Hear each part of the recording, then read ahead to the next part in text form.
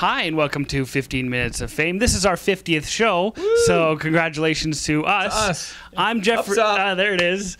I'm Jeffrey Driscoll. Meet my roadie. I'm Jim Kerr. No, he's not my roadie. He's the brains of the operation. I'm the roadie, if anybody's the roadie. So this is our 50th anniversary. We're having a little fun. So thanks for watching, everybody. Everybody who's watched all 50 episodes. I'm sure there's at least one or two of you out there. Yeah. Absolutely. Yeah, there's somewhere. Absolutely. So we'll get right into it instead of giving us ourselves more self-congratulatory back and forth. But because I think, everyone knows. Everyone knows. Exactly. By now. The Pittsburgh Penguins say Sidney Crosby has a concussion specialist from across the U.S. monitoring his progress at the moment. Jim, seriously, though, what are the chances that he starts the season? You got to think they're getting slim. The longer this goes on, I know they're trying to deflect as much of that news as possible, but you got to think that if he's not ready for training camp, and he's not ready for training camp, however many months it is, since his concussion or concussions, there's a very good chance he misses the start of the season. If he misses the start of the season, there's a good chance he misses a little bit longer. I hope, for the game itself and the league, I hope that he's not out for long. Yeah. Because that would be a big loss for the NHL if the extreme case would be Sidney Crosby having to hang him up. No, agreed. Steven Stamkos came out this week and said the NHL needs Sidney Crosby, and I think they're right. It looks bad. It really does. I mean, back to the initial hit, or I guess hits that put him out. Were the Penguins making an error letting him play after that original David Steckel hit?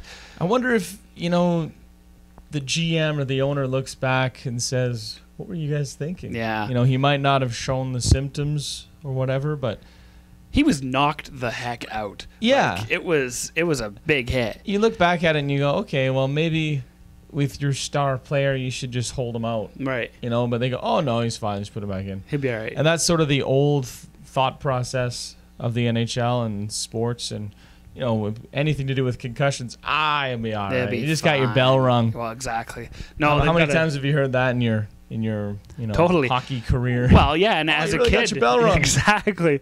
Woozy. Is that why I'm seeing quadruple? Yeah, exactly. But you wonder if that training staff maybe shouldn't be around anymore. No, I agree. There we go.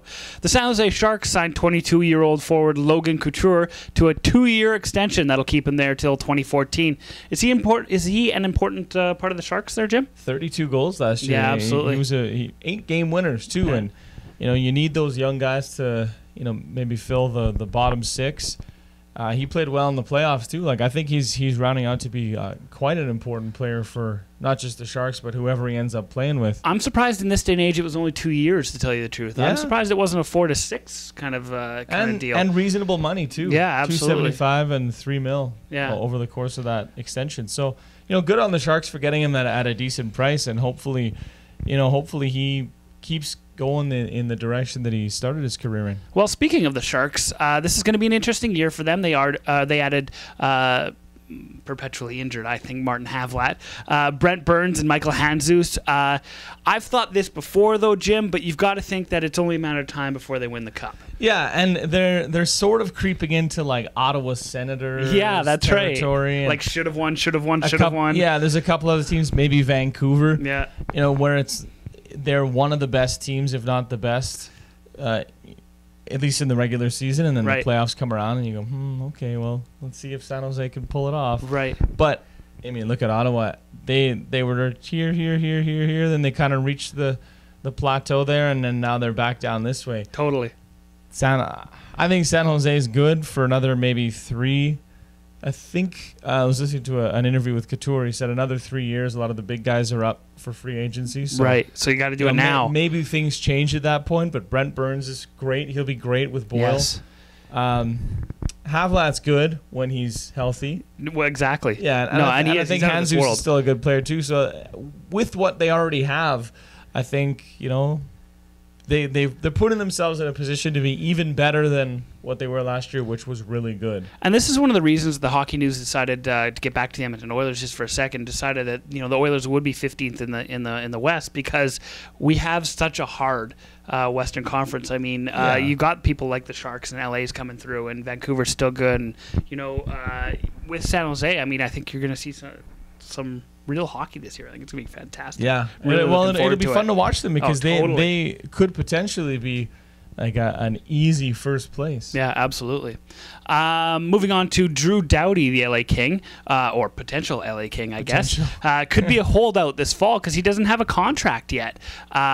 Looks like the Kings want him for 9 years. He wants kind of more of a 5 to 7. Does that mean that he doesn't really have the faith in the Kings, that he wants a smaller deal? We're still talking about 5 to 7. Half a decade. Yeah, that's right.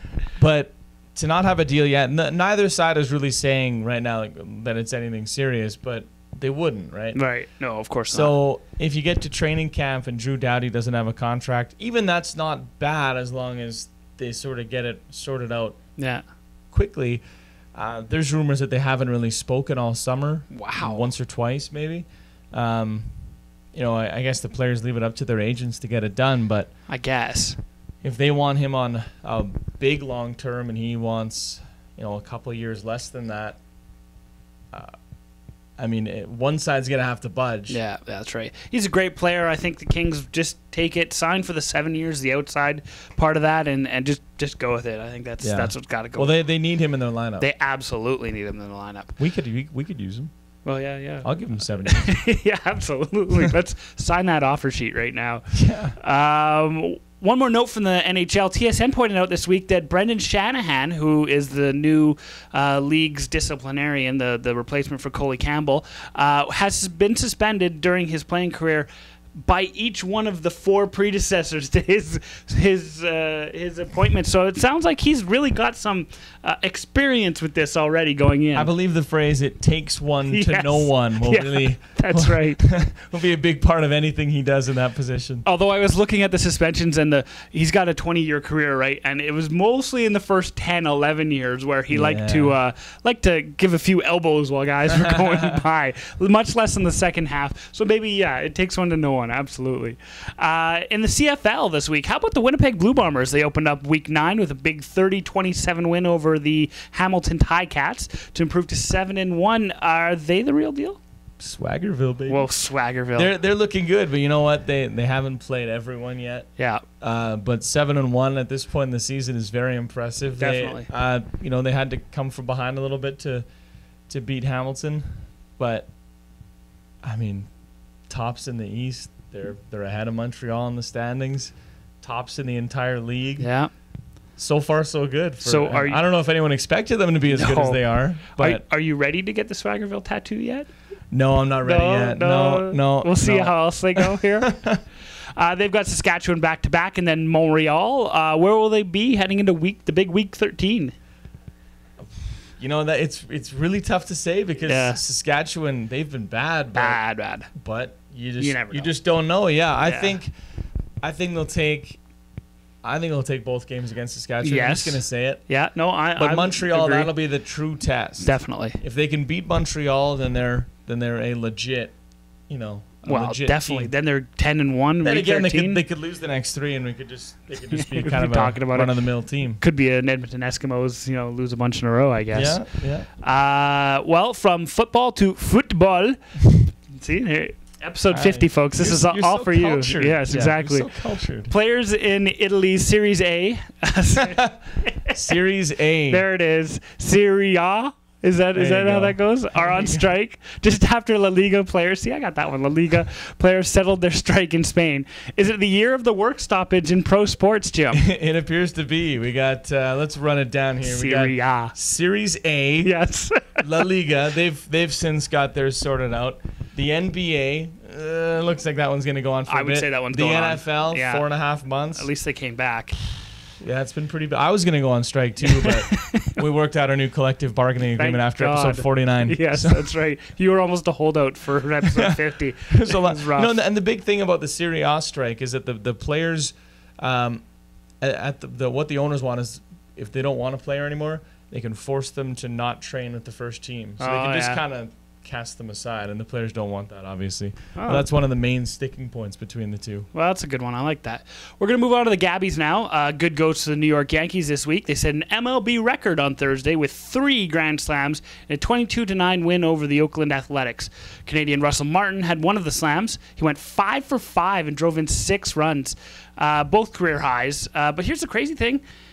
The A's led 7-1 going into the 4th inning. How about that swing? Oh, my. And I felt so stupid reading sportscasts saying come from behind 22-9 win. That's right. But it was one. But it really was. Yeah, absolutely. But 3 Grand Slams in one. And it was an interesting day because it was all fog and rain. Yeah. Yeah. Well, good thing the Yankees, they really showed what you can do with a $350 million and that payroll really helped them out on the night. A good to the BBC, who after 7 long years will finally get to interview Man United manager Sir Alex Ferguson. He kind of boycotted them because they said something about his son in a documentary. And in the face of fines and everything, he said, no, send my assistant over. He'll do the interview. And finally, they managed to patch that up. So good for them. They can finally have, the top manager in the Premier League on tape. That's fantastic. I mean, I hate making fun of the Brits as much as anybody else, but do you think they made up over tea? Do you think that's what that was? Come on. Yeah, see, stereotypes. I love it. It's fantastic. Finally, on the good side, all is right in the world again. We've talked about this story before on 15 Minutes of Fame. BYU has reinstated Brandon Davies, if you remember, folks. He was kicked off the school's basketball team last year for admitting to having premarital sex, which broke the school's honor code. Athletes are crazy these days. Totally. They're just crazy. Totally. Young guy on the basketball team having premarital sex. I can't believe that happened. It's disgusting is what it is. Absolutely. Absolutely. There's probably a joke here, but we'll just carry on. Yeah. How about a bad to IndyCar? They messed up in New Hampshire a few weeks ago. They restarted the race when it was raining and the track was wet and the drivers were livid. One of those livid drivers was Will Power, because as soon as the race started again, basically everybody crashed. Yeah. Not everybody, but a good chunk of guys ended up out of the race. So on his way back to his trailer, Will Power gave a bit of a salute to the race control area. 2 fingers, 1 on each hand. Yes. And he's been fined $30,000 for that. But IndyCar also admitted right away that they made a mistake. And, a mistake in IndyCar kind of puts the drivers' lives at risk to a point. That's true. That's true. And I could see a guy being and Will Power too. He's in the points race too. Yeah. And so he was livid. He gave the salute. So they fine. But here's the interesting thing: he can work off his fine instead of pay it by making appearances for IndyCar. So I guess it comes down to what's my appearance worth? Well, yeah, no kidding. 2 15s? Yeah. So that's right. 1 for each hand, or how does that work? Yeah. The IndyCar is they lost Danica Patrick to NASCAR. Who's going to finish 10th now? Yeah, that's right. But at least she was a little bit of a draw. Will Power's an angry man. He's good though. Yeah, he is that's good. That's the best name in sports. Yeah. He's colorful like that. Absolutely. I think we've had this one before. You'll hear this probably a few more times, but a bad to the NCAA. Seems like there's another controversy every week. This time, a former University of Toledo football player pleaded guilty in a sports bribery investigation. I don't know what that was. 4 foot? Is that what that says right there? The fourth. That's a TH. The fourth. That's a TH. There you go, buddy. See, this is our 50th episode. 4-foot guy. Yeah, I'm like, the 4-foot guy. That doesn't make sense. Must be a running back. Yeah, exactly. Nice.